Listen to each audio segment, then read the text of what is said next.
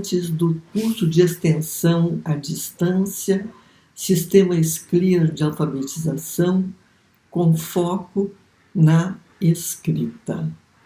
Estamos chegando à última aula do nosso curso, que foi um curso inovador sobre como se deve alfabetizar para a produção textual.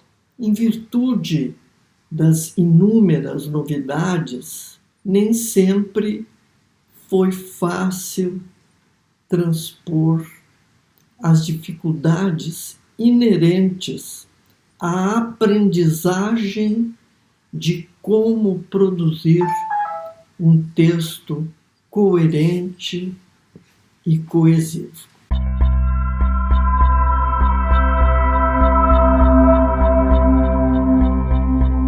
Hoje, então, vamos entrar nessa última parte das práticas, que é a questão da coesão no que diz respeito à concordância verbal, começando a analisar os casos mais difíceis, mas também trabalharemos com a concordância nominal, nas práticas, mostrando como se deve enfrentar essa questão, e terminaremos todas as questões, inclusive revisando as últimas questões que dizem respeito à pontuação e à ortografia.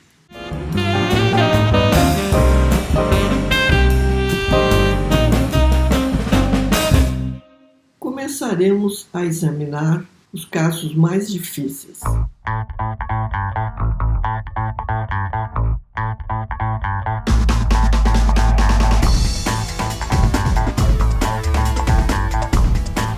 Inclusive, uma cadeia verbal, com vários auxiliares e somente um verbo principal. Maria comprou a maioria dos materiais que deveria começar a ser lida.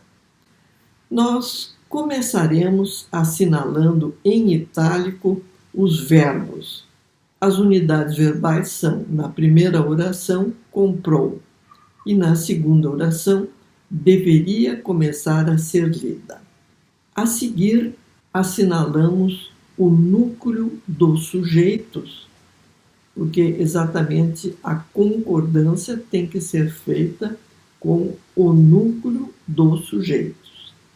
E nós vamos verificar que na primeira oração o núcleo do sujeito é Maria, e na segunda oração é o pronome relativo que é uma forma opaca, não apresenta marcas de número e pessoa, nem de gênero. Ele está representando o núcleo do antecedente, que é maioria em a maioria dos materiais. Então aqui nós temos um caso bem complexo.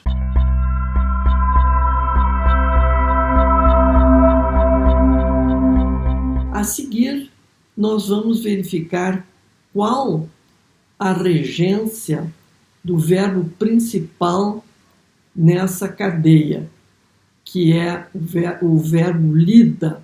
Ele está no particípio, porque aqui nós temos uma cadeia verbal que termina exatamente com a voz passiva analítica, não é? Então a cadeia é deveria começar a ser lida. Esse ser lida, então, é que ali nós vamos ter o particípio lida e o particípio. Quando o auxiliar for ser, como é o caso da voz passiva analítica, ele vai concordar em gênero e número com o sujeito paciente. E o sujeito paciente nessa oração é o pronome relativo que está em lugar de maioria, que é o núcleo do antecedente. Maioria está no gênero feminino, no número singular. Por isso, lida foi para o gênero feminino e o número singular.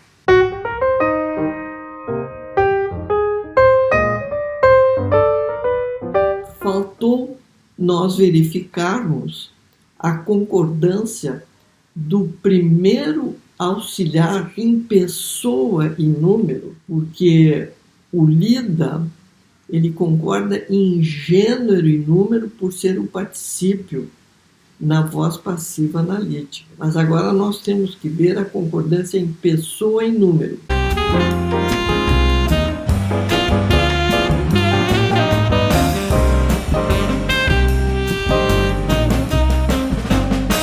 Só o primeiro auxiliar é que flexiona em pessoa e número. No caso é deveria, que é o primeiro auxiliar, é o que está mais à esquerda. Então esse deveria tem que concordar em pessoa e número com o núcleo do sujeito. Nessa oração, que é uma oração adjetiva, nós já vimos que o sujeito é o pronome relativo que não apresenta marcas de pessoa e número. Ele é opaco. Ele representa o núcleo do antecedente, que é maioria. Maioria está no singular. A concordância terá que ser aqui com a terceira pessoa do singular. Então, ali nós temos deveria, que está na terceira pessoa do singular.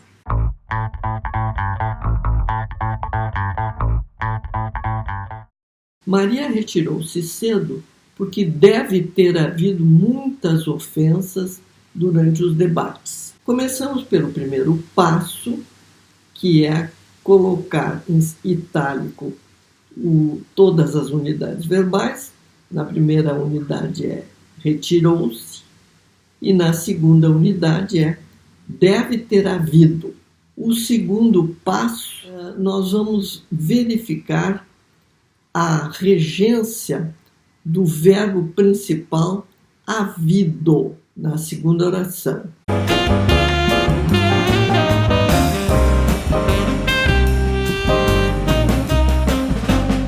Porque aqui é que está o foco do problema a ser examinado.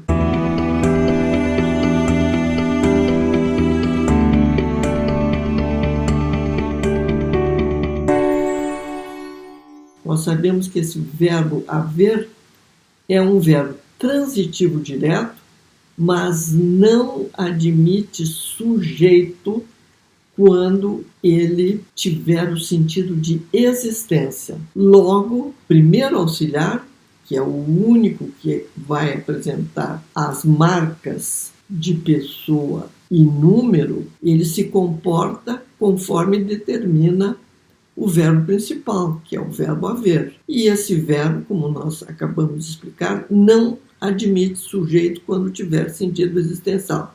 Logo, o verbo dever tem que ir para a terceira pessoa do singular. Ele não pode concordar com uma coisa que não existe, porque a oração não tem sujeito. Então, vai para a terceira pessoa do singular. Observar também que nessa cadeia deve ter havido, nós temos o primeiro auxiliar, que é o que flexiona em pessoa e número. O auxiliar, esse auxiliar modal, pede a forma seguinte no infinitivo, que é um outro auxiliar ter, e o auxiliar ter pede particípio, o qual não concorda em gênero nem em número quando o auxiliar for ter. Por isso, havido fica sem concordância de gênero e número. Ele não flexiona.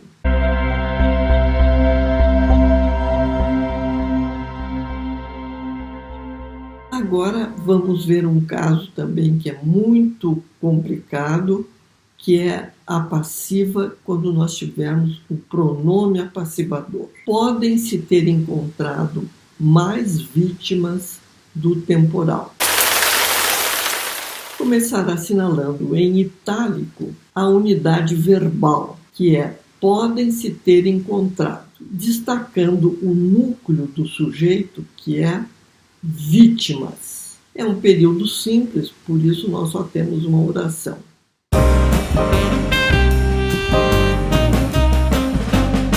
Passamos, então, ao passo 2 para verificar qual a regência do verbo principal encontrado. A regência desse verbo é um verbo transitivo direto.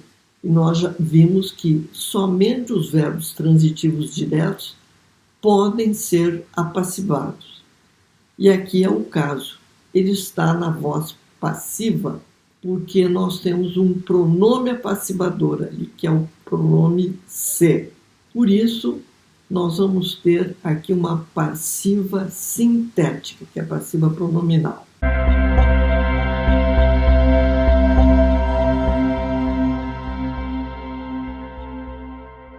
Quando nós tivermos voz passiva, a concordância tem que ser com o sujeito, com o núcleo do sujeito paciente, que no caso é vítimas. Qual é a forma que vai fazer a concordância, que vai flexionar em pessoa e número? É o auxiliar mais à esquerda. No caso, podem, que é um auxiliar modal.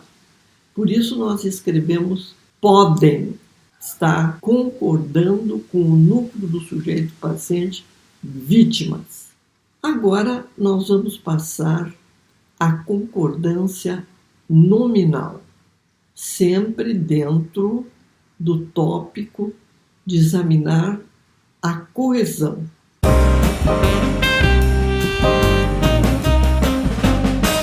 O princípio da concordância nominal é o de que todos os adjuntos, adjetivos, pronomes adjetivos, predicativos e particípios concordem em gênero e número com o núcleo do nome que eles determinam, qualificam ou predicam.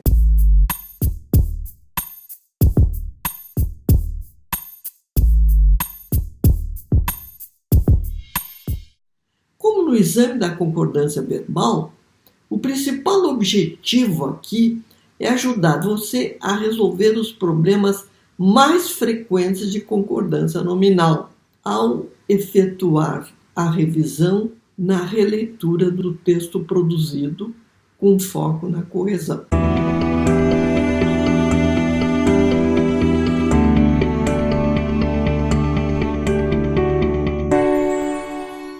Problemas mais frequentes de concordância nominal diz respeito a quando o núcleo de uma frase nominal for um coletivo no singular, seguido de frases prepositivas cujos núcleos estejam no plural.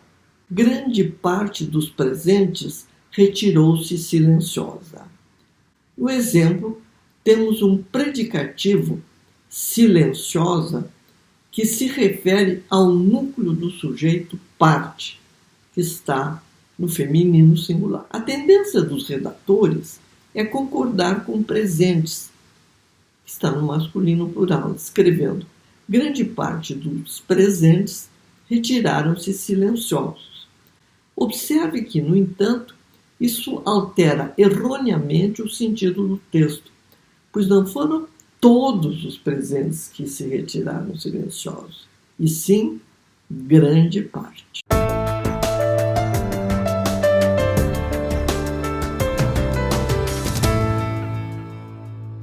Outros problemas difíceis de concordância nominal são expressões de tratamento cujo núcleo é feminino. Aí, então, se faz a concordância com o gênero da pessoa portadora do título. Vossa Excelência está certo de suas responsabilidades, que é um senador que está falando. Mas se for uma senadora, fica Vossa Excelência está certa de suas responsabilidades.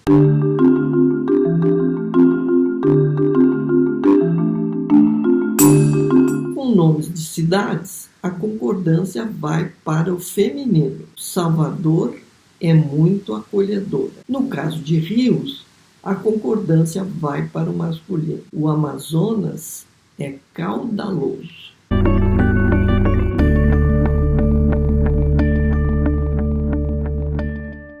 Obrigado concorda com o gênero da pessoa que agradece. Muito obrigada, assinado por qualquer pessoa do gênero feminino. Muito obrigado, assinado por qualquer pessoa do gênero masculino.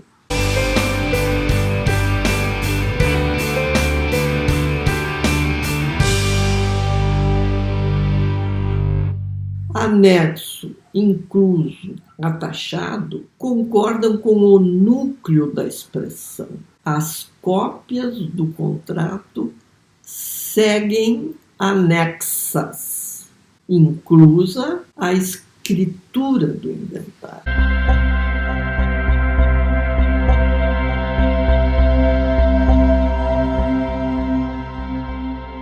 Se mais de um substantivo for modificado por um adjetivo posposto, que é a ordem mais frequente no português, são as seguintes as possibilidades de concordância. Com o substantivo mais próximo, se a qualificação só se referir a ele, saboreou o churrasco e a sobremesa adocicada.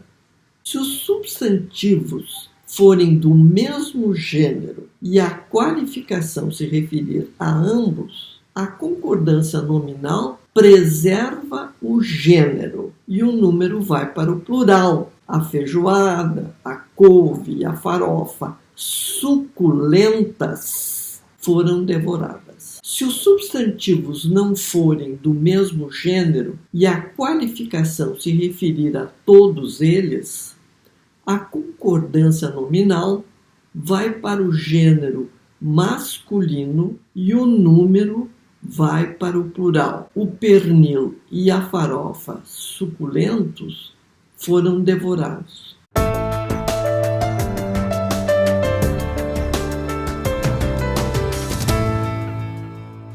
Cumpre observar que há uma discussão em relação a esse assunto da concordância com o gênero masculino, porque alegam muitos que isso é uma discriminação em relação ao feminino.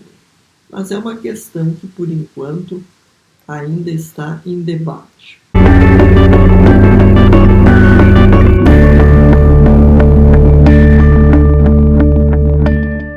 Vejamos então quando o substantivo modificado for por um adjetivo anteposto, que não é a ordem mais usual no português. Se mais de um substantivo for modificado por um adjetivo anteposto, a ordem mais rara no português, são as seguintes as possibilidades de concordância. A concordância com o substantivo mais próximo é a mais usual. Essa é uma ótima ocasião e lugar para fecharmos o negócio. Se a antecipação for a nomes próprios ou títulos, a concordância será no masculino plural.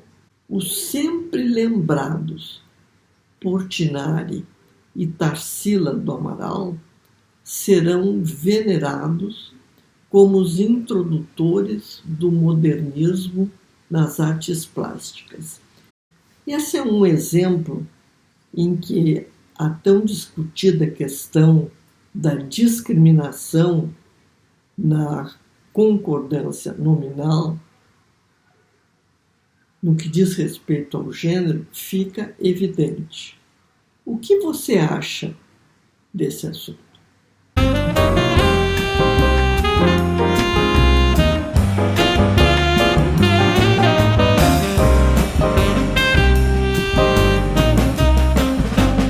Vamos ver então as anáforas textuais.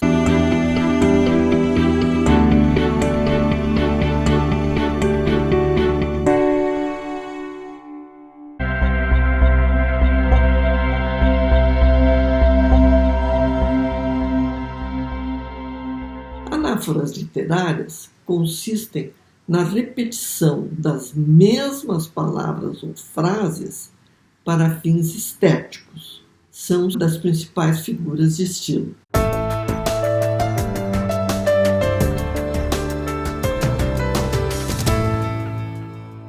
Mas um dos instrumentos mais importantes para manter a coesão textual são, sem dúvida, as anáforas. Além dessa importantíssima função, as anáforas são instrumentos linguísticos que servem para evitar a repetição da mesma palavra, ou mesmo frase, oração ou período, o que redundaria num grave empecilho à própria inteligibilidade textual.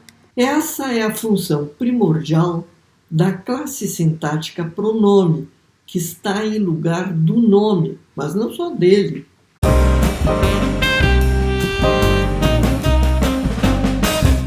Vejamos o seguinte exemplo em que todas as anáforas substituem a palavra casa.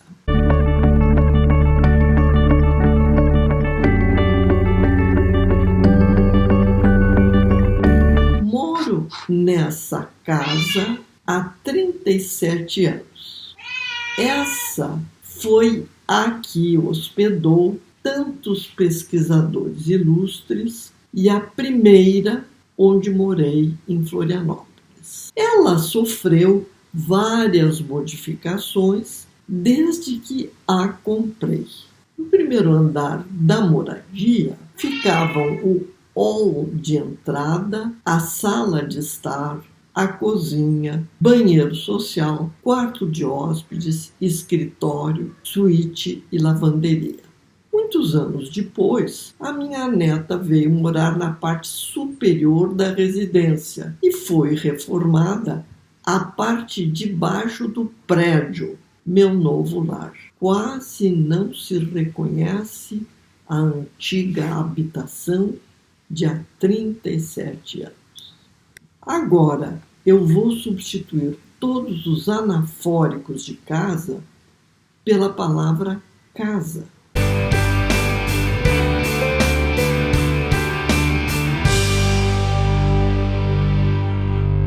Moro nessa casa há 37 anos.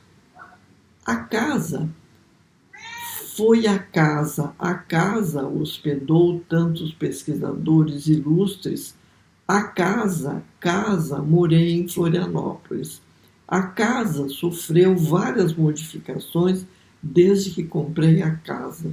No primeiro andar da casa ficavam o hall de entrada, sala de estar, a cozinha, banheiro social, quarto de hóspedes, escritório, suíte e lavanderia. Muitos anos depois, a minha neta veio morar na parte superior da casa e foi reformada a parte de baixo da casa, minha nova casa. Quase não se reconhece a antiga casa de há 37 anos. Deu para verificar por que os anafóricos são tão necessários. Eles substituem o referente para que o sentido seja recuperado, mantendo a coesão e permitindo a legibilidade do texto. Mas quando forem formas que flexionem em gênero e número, devem preservar os mesmos do referente, com exceção das anáforas lexicais.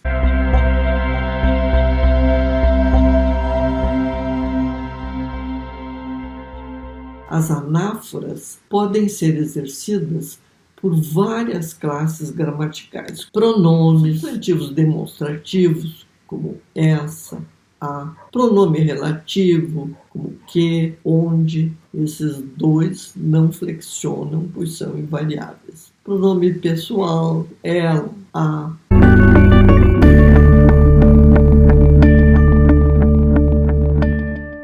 Anáforas lexicais, essas não concordam em gênero e número com o uso do referente, exercidas por substantivos ou frases, muitas vezes são metáforas ou metonímias, em que referimos a parte pelo todo ou vice-versa, moradia, residência, prédio, habitação.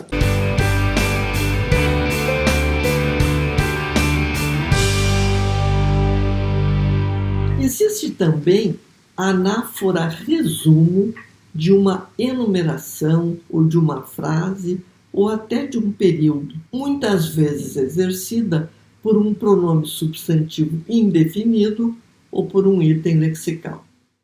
Casas, escolas, ruas, campos e animais, tudo foi levado de roldão pelo lodo que jorrava dos reservatórios rompidos.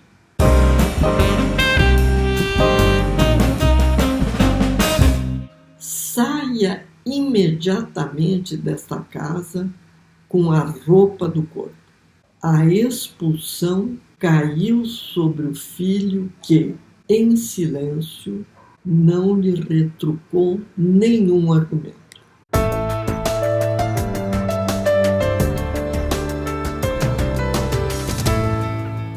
Vou reforçar agora a verificação da pontuação e da paragrafação.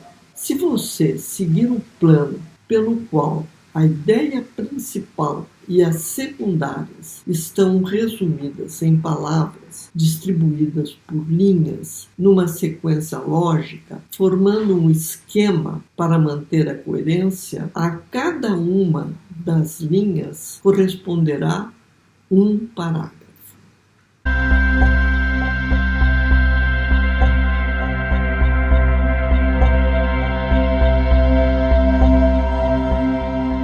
A pontuação dentro dos parágrafos obedece a critérios sintáticos. Assim, ao término de um período, você coloca um ponto, ou ponto de interrogação, ou ponto de exclamação.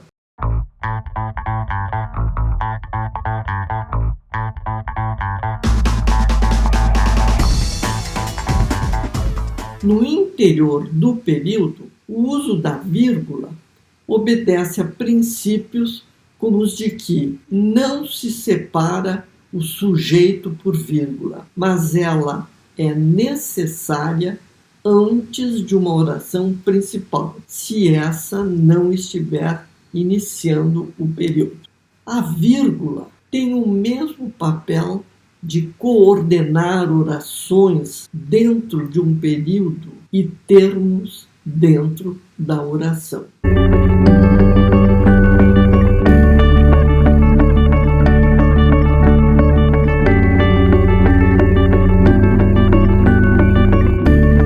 Os períodos podem ser simples ou compostos. Período simples é aquele que só possui uma oração, portanto, só uma unidade verbal. Lembre-se de que recomendei assinalar a unidade verbal em itálico e o núcleo do sujeito também deve ser assinalado. Muitas pessoas são surpreendidas pelos acontecimentos. Aqui, o núcleo do sujeito aparece em vermelho.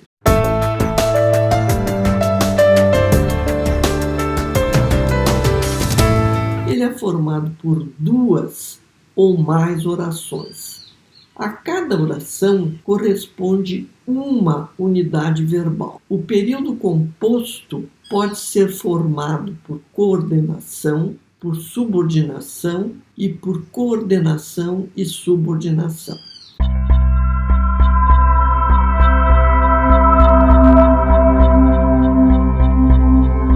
É formado por coordenação quando a oração coordenada for introduzida por uma conjunção coordenativa, como por exemplo, e, ou, mas, logo, pois. E ou por vírgula. Aí já entra um dos usos da vírgula. O O hóspede chegou, desfez as malas e arrumou as roupas nos cabides, prateleiras e gavetas. Formado esse período por 3 orações. A conjunção coordenativa e, bem como a vírgula, podem coordenar orações ou termos dentro da oração. O ponto encerra o período.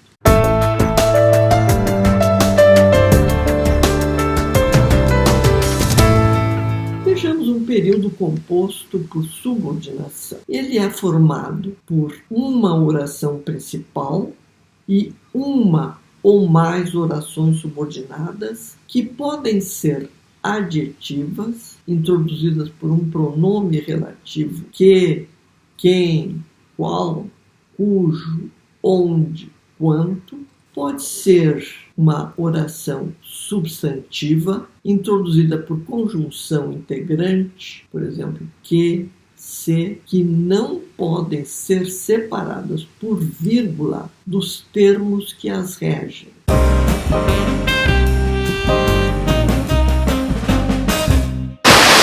Espero que você tenha descansado durante o feriado.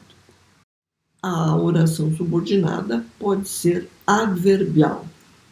Elas são introduzidas por qualquer conjunção subordinativa, exceto a integrante. Porque, como, embora, se, conforme, um que consecutivo, a fim de que, a proporção que, quando.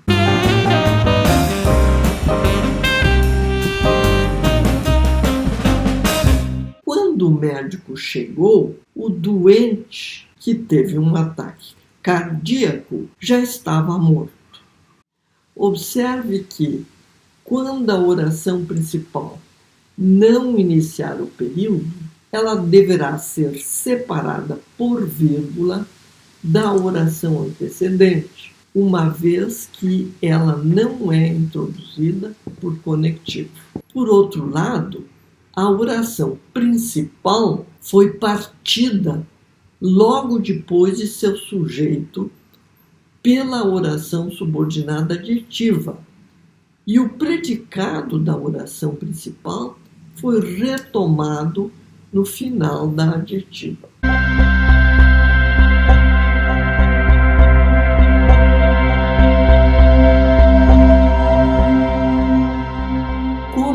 As regras principais de pontuação é de que não se pode separar o sujeito de seu predicado por vírgula. Ela não foi usada antes de já estava morto.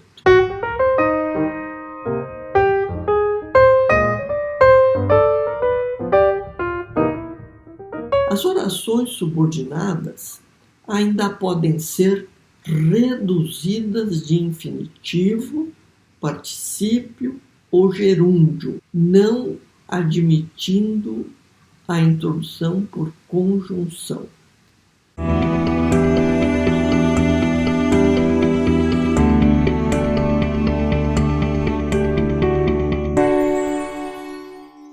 Vejamos um período composto por coordenação e subordinação.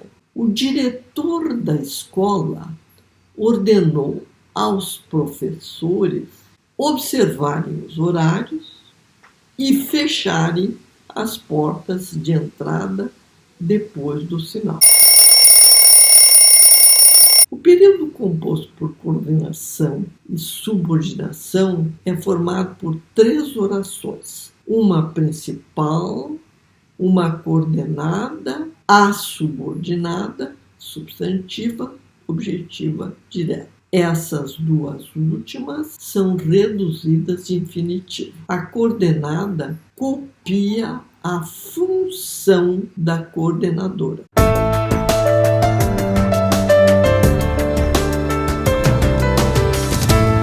Ela também passa a ser subordinada, substantiva, objetiva, direta, a principal. que, ao ser coordenada a uma oração subordinada substantiva, objetiva direta, reduzida de infinitivo, a terceira oração também leva o verbo para o infinitivo e copia os traços de subordinação à principal.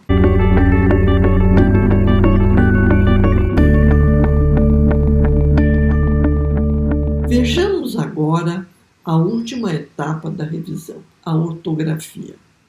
Ao longo desse curso, expus nas sessões de metalinguagem as regras de codificação dos fonemas em grafemas, começando por aquela independente do contexto fonológico, seguindo-se a dependente do contexto fonológico, da morfossintaxe e da derivação morfológica.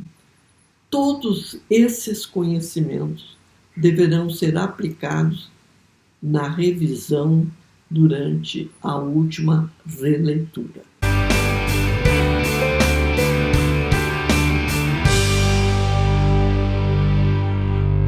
A memorização das formas primitivas e regulares, principalmente dos verbos mais usados, será muito útil e econômica para revisar as ocorrências de todas as derivações.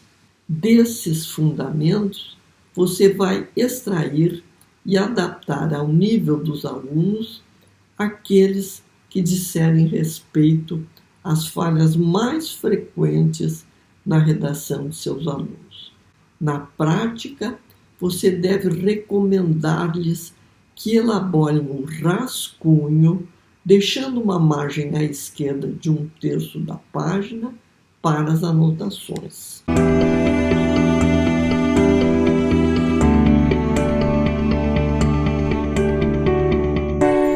No caso de alunos do segundo ano, nessa etapa da revisão, fique atento se as palavras paroxítonas que terminam pelos sons U, I, seguidas ou não pela letra S e que não levam acento gráfico, palavras essas que são as mais frequentes do português brasileiro, com exceção dos vocábulos látulos, estão grafadas respectivamente com O e.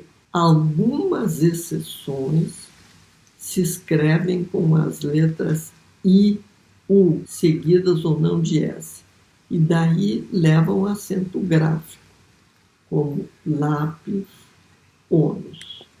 Vejam que a maior parte dessas exceções é escrita com um S final.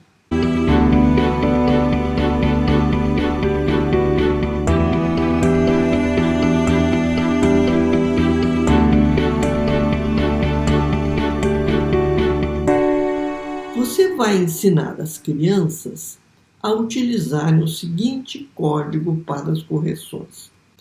Toda vez que você tiver que eliminar ou substituir uma ou mais letras ou até palavras, sinais gráficos ou de pontuação, coloque a barra inclinada em cima. Repita a barra inclinada na margem de 1/3 para cada ocorrência. Num caso de eliminação, não escreva nada depois da barra inclinada na margem de 1/3. No caso de substituição, escreva as letras, palavras ou sinais gráficos ou de pontuação corretos na margem de 1/3 depois da respectiva barra inclinada. Toda vez que você tiver que acrescentar uma ou mais letras ou até palavras, sinais gráficos ou de pontuação, coloque a barra inclinada no espaço. Repita a barra inclinada na margem de 1/3 para cada ocorrência e escreva as letras, palavras, sinais gráficos ou de pontuação corretos na margem de 1/3 após a respectiva barra inclinada daquilo que você deseja acrescentar. No caso de permuta, use o símbolo, que é um tio bem grande, sobre os itens a serem permutados. Observe no exemplo que na primeira palavra a gente está escrito tudo junto. Teremos que colocar a barra inclinada entre o A e o gente. E na margem de 1/3, vamos colocar a barra inclinada com o espaço, o A em letra maiúscula, seguido da letra G em letra minúscula. Observe que depois, na terceira palavra, está escrito si com I. Então, barra inclinada vai em cima do I e na margem de 1/3 coloca-se a barra inclinada seguida da letra E, que é a correta. A seguir, a palavra V é um infinitivo e ele não colocou o R. Então, nós colocamos a barra inclinada após o E, na margem 1/3, colocamos a barra inclinada seguida da letra R, que estava faltando no texto. E a mesma coisa vai ocorrer com horas, porque ficou faltando o H. Nesse momento, quero me despedir de todos os participantes que, com tanto afinco, assistiram ao curso de extensão à distância, Sistema Scler de Alfabetização, com foco na escrita. Percorremos uma longa jornada e ficou demonstrado o quanto precisamos nos aparelhar para poder alfabetizar, a fim de que as nossas crianças consigam produzir textos coerentes, com coesão, com palavras adequadas, fazendo as concordâncias, colocando os pontos, usando a letra maiúscula quando for necessário, mas, sobretudo, ficou evidente que alfabetizar para a escrita não se resume a ensinar caligrafia.